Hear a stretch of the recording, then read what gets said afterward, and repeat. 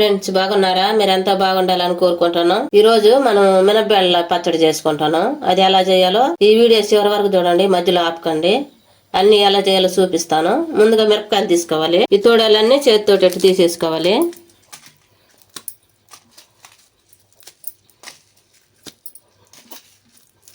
ఈ తోడాలు తీసేసుకున్నాం కదా, మిరపకాయలు చేతితోటి మంట అనుకుంటే ఒక కత్తిరి తీసుకొని ఈ విధంగా కట్ చేసుకోండి.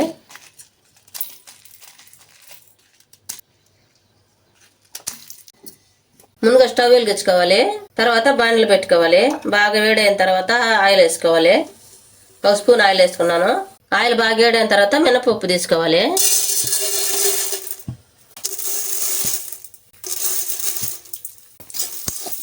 ఒక 100 గ్రాముల మినపప్పు తీసుకోవాలి.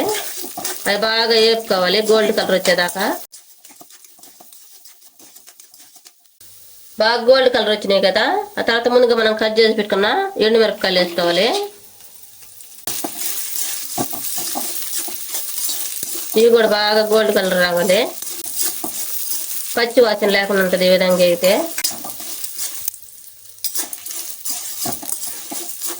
మిరపకాయలు కూడా బాగా వేగినాయి. తర్వాత జీలకర్ర వేసుకోవాలి. ఇప్పుడు స్టవ్ ఆపేసుకోవాలి. ఈ విధంగా అన్ని వేగినాయి కదా, ప్లేట్లోకి తీసుకుందాం.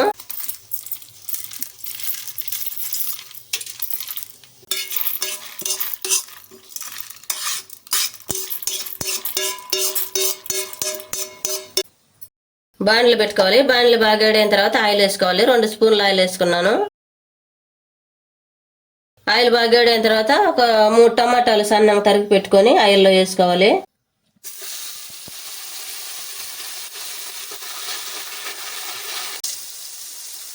టమాటాలు వేసుకున్నాం కదా, ఈ విధంగా మగ్గించుకోవాలి. అన్నీ మూత పెట్టుకొని కానీ మగ్గించాలంటే తొందరగా మగ్గిపోతాయి. ఆయిల్ అంతా ఎగిరి పడకుండా ఉంటుంది పైన. ఈ విధంగా మూత పెట్టుకోవాలి. ఇప్పుడు స్టవ్ ఆపేసుకోవాలి. మూత తీసేసుకొని చల్లారి పెట్టుకోవాలి.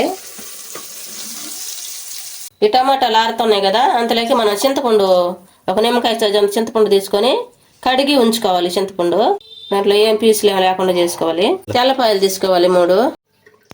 బాగా చల్లారి పెట్టుకున్న ఎండుమిరపకాయలు తీసుకున్నాం కదా, అవి మిక్సీ జార్లో తీసుకోవాలి.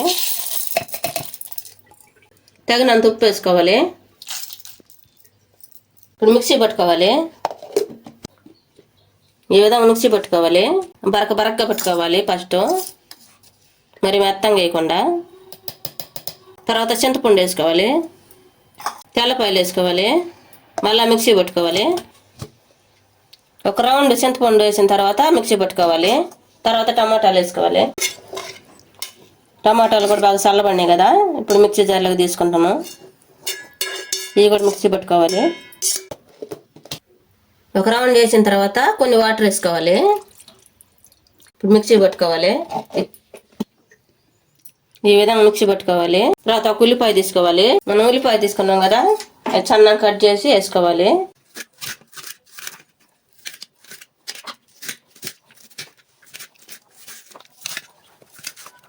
కట్ చేసుకున్న ఉల్లిపాయలు చట్నీలో వేసుకోవాలి. మొత్తం కలుపుకోవాలి.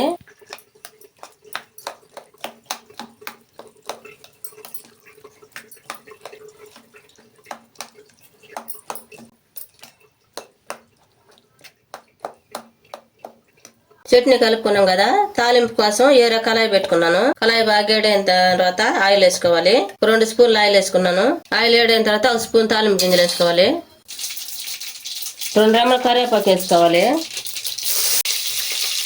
4 తెల్లపాయలు వేసుకోవాలి.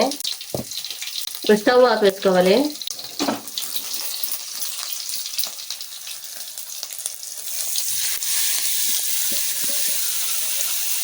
ముందుగా మనం తయారు చేసి పెట్టుకున్నాం కదా చట్నీ, దాంట్లో పోసుకోవాలి తాలింపు. ఎంతో టేస్ట్ చేయకుండా మినపబెళ్ళ పచ్చడి రెడీ అయింది. మీరు కూడా మీ ఇంట్లో చేసుకుని ఎలా ఉందో మాకు కామెంట్లో పెట్టండి. లైక్, షేర్ చేయండి, సబ్స్క్రైబ్ చేసుకోండి, పక్కన ఉన్న బెల్ నొక్కండి. Thanks for watching.